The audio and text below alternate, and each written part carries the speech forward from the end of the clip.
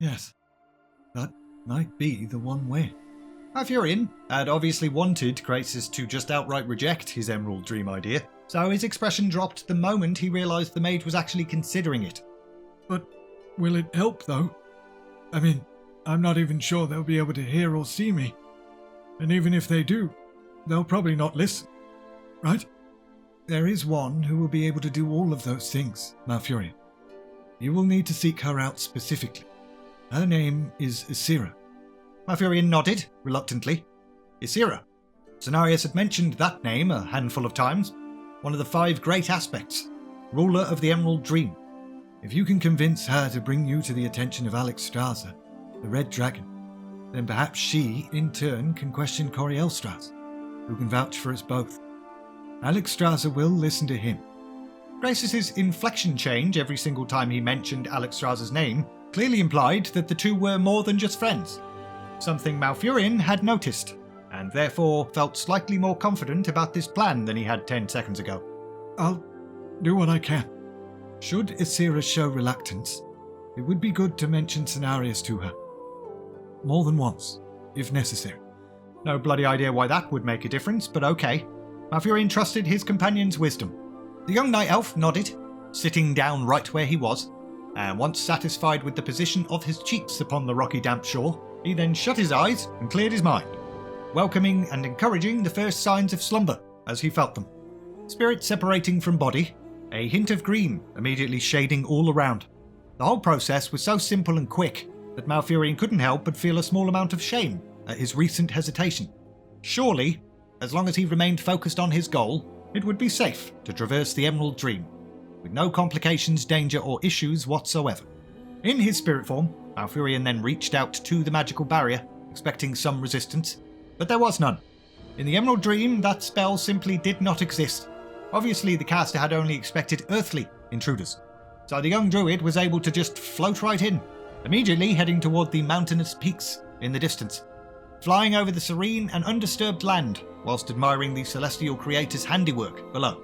And, distracted by the sheer majesty of it all, Malfurion didn't notice that he had floated toward and was now staring directly into a big ol' angry red dragon's face. Luckily for him though, the behemoth could not see him. It was just generally angry about other things. Although the presence of this guardian was a good sign that Malfurion was in the right place, it also served to inform him that he needed to think up a slightly better strategy than just floating around aimlessly. That would probably get real boring real fast. So, he contemplated what he knew. Ysera rules the Emerald Dream. And that's it. That's all he knew. But that was enough for him to figure that maybe Ysera would be able to hear him here if he mentally summoned her, or something. Ysera, mistress of the Dreamland, great aspect, I humbly seek communion with you. I bring word from one who knows she who is life, your sister, Alexstrasza. Malfurion waited, and waited. Nothing. No response. But as the old saying goes, do the same thing over and over again and expect a different result. Ysera, she of the dreaming, in the name of Cenarius, Lord of the Wood, I call upon you to... Sensing a sudden presence, Malfurion didn't bother to finish that sentence, and turning his head, the druid then beheld a thin, hovery lady, looking almost like a night elf, but not. I have come, if only to put an end to your blathering. Your thoughts reverberate through my mind like an unceasing drumbeat. Malfurion instantly moved to respectfully kneel. My lady, don't. I need not be flattered by such gestures. You called, here I am. Have your say and be gone. Forgive me. I would never seek to disturb you. Then why have you? I'm here with one who knows of you well. A dragon, named Krasus. His name is known, even if his mind is suspect. What of him? He seeks an audience with Alexstrasza. He can't break through the barrier that surrounds this place. Although it was a struggle to focus on the aspect, her form constantly shimmering in and out, Malfurion noted that Ysera's eyes were not open. How the bloody hell can she even see, he thought. That barrier has been set because the planning we do is of a most delicate nature. No word of what we do must be revealed until the time is right. So says the Earthward. But he must enter. And yet he will not. I have no say over the matter. Is that all? Perhaps he could just speak to Alexstrasza through you, or... Ysera scoffed, You are audacious mortal creature. I am to be your conduit, am I? Is there anything else you'd like whilst we're here? A sandwich, perhaps? By my Shandov Cenarius, this is all I see. I would not ask if it were not absolutely necessary. A slightly peculiar thing occurred at the mention of the demigod's name. Ysera's image grew especially hazy, her eyeballs appearing to look down beneath the lids, just for a brief moment. I see no reason to continue this irritation. Return to your companion, Night Elf, and Please, Mistress of the Dream, Cenarius will vouch for me. There is no reason to keep bringing him up. Eyes remaining closed, Ysera's expression became one that Malfurion recognised all too well from his own childhood. Initially, he had assumed that Ysera and Cenarius had been lovers, but that was definitely not the case and kinda gross to even suggest. Now, her reaction to the demigod's name had somehow managed to convey that their tie was a familial one. She was doing one of them well-known and easily recognisable he's my foster child faces, apparently. God damn it, Krasus, Malfurion thought. For the first time since meeting the mage, the druid was actually quite angry with him. This was obviously a touchy subject, and his companion should have known that. However, whilst he moved to depart the dream realm altogether and go back to the drawing board, Ysera's sightless gaze turned upon the druid as she announced, I will be the bridge you need to reach Alexstrasza. My lady. Speak no more of this situation, Night Elf, or I will cast you out of my domain forever. Okie dokie. Malfurion immediately acquiesced. I will guide your spirit to where we now meet, and you will wait until I indicate that your time to converse with my sister has come. Then, and only then, will I transmit your words to her. Your words and his. Noting the vitriol as she hissed that last word, Malfurion silently nodded his acceptance of those terms. And Ysera then stretched forth her hand. Take it. Malfurion obeyed. He'd never touched another spirit within the Emerald Dream, let alone a dragon aspect, so he had no idea what to expect. And surprise, surprise, it felt like he was just holding someone else's hand. No ethereal quality to it whatsoever. So that was kind of a pointless paragraph. Remember my warning.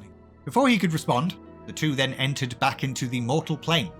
The transition instant, and also a little bit jarring, especially since Ysera's elven form had shifted to her true one, a giant green dragon. And she wasn't the only one in the room. 3 other large dragons were now present. A red one, that Malfurion had no doubt was Alexstrasza, a male whose scales constantly shifted from silver to blue, and a rather angry-looking black dragon who emanated an intense raw power. Making eye contact with that one filled Malfurion with unease, so his eyes drifted downward, and that was a bad idea because the druid's gaze then stumbled upon something else disturbing, a shiny golden disc. You see, all is in readiness. It is but the moment that we wait. And when will that moment come? Each passing day the demons ravage the lands. I understand your concern, but the dragon soul will be best applied when the heavens are in alignment. It must be that way. Let us pray then, that when it is utilized, it is all you say, Neltharion. Let us hope it is the deliverance of our world. The black dragon only nodded at that, and Malfurion waited patiently for his turn, still staring at the disc. However, his hopes were now rising. The dragons were actually acting. They had a solution, in fact. A talisman of some sort that would rid Kalimdor of the Burning Legion.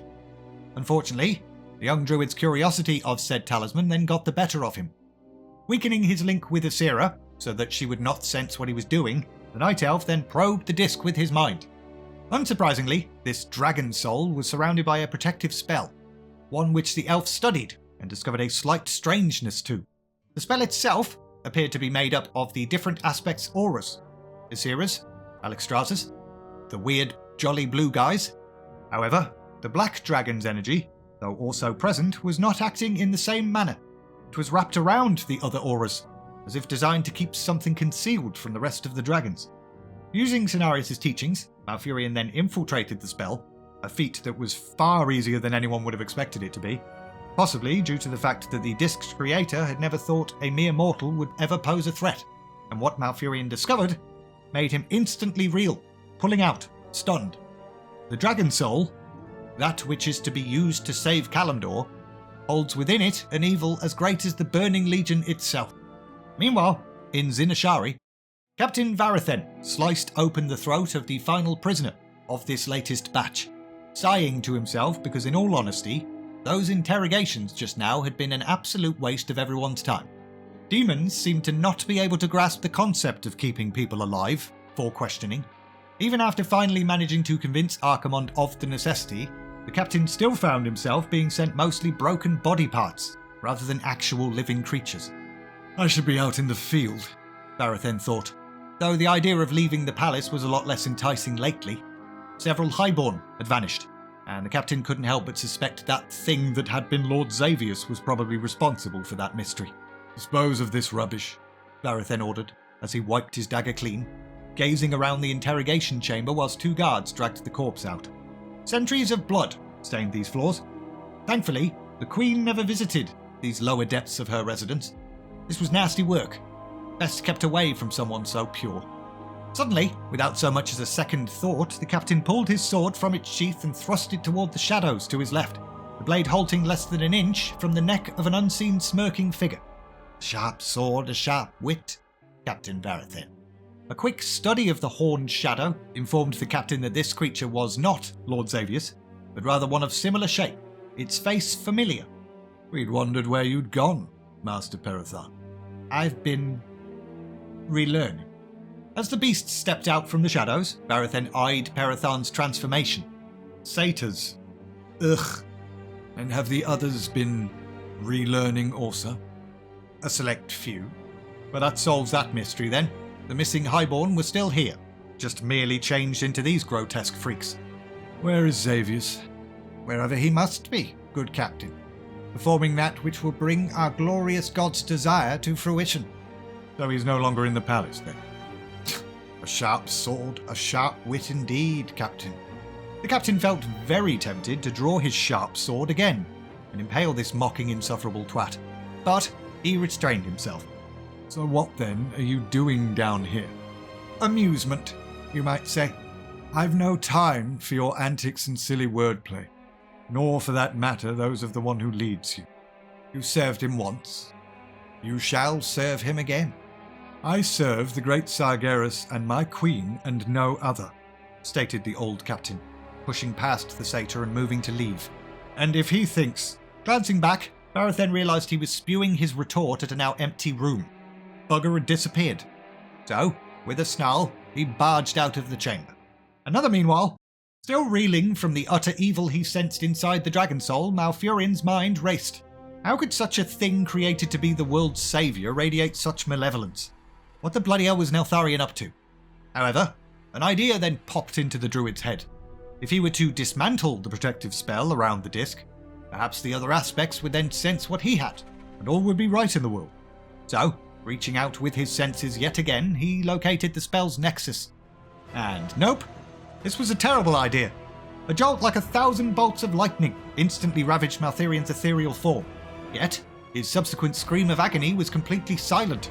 No sound escaped his face. He desperately looked towards Ysera for aid, and yet, she had not noticed his strife whatsoever. Someone else had, though. Neltharion. His thoughts and madness now echoing inside Malfurion's head. You tried to steal my glorious dragon soul. A monstrous invisible force squeezed the young night elf from all sides. Not so much a physical force that would crush him completely. The Earth Warder was simply intent on compressing Malfurion inside a magical prison. But, stirred on by memories of his confinement at the hands of Lord Xavius back in the first book, Malfurion broke free of that spell before he could seal, immediately turning his focus back to Ysera, only to be blocked by Neltharion's staggering mental presence once again. You will not betray all I have done. None of you will. There was really only one thing that Malfurion could think to do to escape this hopeless situation. Abandon the chamber and mortal plane completely, retreating back into the solitude of the Emerald Dream. So he did that. Safety, comfort, and peace, and quiet. The druid almost soiled himself at that jump scare. Neltharion had followed him into the dream realm somehow, and the dragon now looks even more terrifying than he had before. His face distorted and disfigured, his form twice as huge. I will not surrender what is mine by right. Only I am fit to rule. You will tell no one. Exhaling, the monster then breathed green fire, which surrounded and engulfed the druid. Everything about this situation should have been absolutely impossible, Malfurion thought. Neltharion had invaded Ysera's domain without the green aspect even knowing it, and he now sought to completely and utterly burn away the druid's essence. But something which Cenarius had once taught then suddenly sprang to Malfurion's mind. Perception is deceptive. What you think must be is not always the truth. And in the world in which you are now part as a druid, perception can become whatever you think it. And so, Malfurion decided that the flames currently burning him do not exist. They were, like his body in Neltharion's huge form, not real. Illusions, that's all. This fake fire can't make-believe singe so much as one false hair on his imaginary head. So piss off. And lo and behold, that actually worked. Both the pain and fire vanished instantly. Neltharion, however, still remained, and not certain he'd be able to escape whatever the black aspect threw at him next. Malfurion concentrated on the link between his spirit and physical body, willing himself back to that. I will have you. Just as the Night Elf's spirit whooshed back, past mountainous peaks, re-entering his mortal form, something struck him. Hard. Druid! Can you hear me? Upon opening his eyes, though... Oh! So, did you reach She of the Dreaming, or...? I did. She brought me to their meeting. All 5 of the aspects? I saw only 4. Ysera, your Alexstrasza, a silver-blue one that looked like a happy chappy, Malagos. and... The words were teetering on the tip of his tongue, but Malfurion could not speak them. In fact, the harder he tried, the dumber he started to sound. Garbled gibberish flowing from his face. blah blah blah blah blah blah blah blah blah blah blah. I understand, I think. You cannot say more. There was another there. Yes. Another. Blah blah blah blah blah blah blah blah. Somehow, Malfurion could see that Krasus did indeed understand, eyeing the mage in shock as he realised his companion could no more speak of Neltharion than he could, meaning Krasus, too, had fallen afoul of the Black Behemoth's spell. We must leave then. You may well imagine why. Malfurion nodded. He knew exactly why. Though Neltharion might not act directly, instead choosing to send More sentinels. Aye. We may see them again. We should mount up and depart quickly. The hippogriffs will carry us the entire way back, I assume. Yes. Cenarius would... The ground shook violently, both Malfurion and Krasus toppling over as a monstrous worm thrust out from the earth. With chainsaw-like teeth lining its round mouth, the beast swallowed one of the hippogriffs in a single nom-nom-nom. Run! The duo scurried across the harsh landscape, worm creature burrowing rapidly behind them. Unfortunately, in their haste, the two appeared to be cheesing it in exactly the same direction. Split up, Malfurion! Oh, of course! No sooner had the two separated, the worm crashed out of the ground yet again. Although the horrific creature had no visible eyes, it still seemed to somehow sense the direction Malfurion had gone, its massive segmented body twisting towards the fleeing night elf, darting forward, a smell of decay emanating from its disgusting mouth. This could not possibly be a coincidence, Malfurion thought, desperately clutching his own behind, as if that would make him run faster. Just before the monster caught up with him, however, the surviving hippogriff swooped in, ripping at the fleshy head with its talons, whilst Krasus yelled some words of power, causing chunks of rock and earth to batter the creature. Neither of those two attacks actually damaged it, though. But they did serve to buy Malfurion enough time to do some druid stuff. And by druid stuff, I mean he grabbed a bunch of barbs from a nearby plant and threw them. The wind carried the barbs, thrusting them faster and faster towards their target, whilst the druid concentrated really hard, touching upon that which controlled the barb's growth. And so, just before they struck, the thorns tripled in size and then tripled again. The equivalent of dozens of steel lances, a yard long, then buried themselves into the monster's body. And that attack definitely did damage it. Well done! Can you summon the remaining hippogriff back to us? Malfurion tried, reaching out to the animal, but its fury overrode his summons. It won't listen. Then keep running. I'm going to attempt something. Something I've feared to try since coming to your land. And it seems our only hope.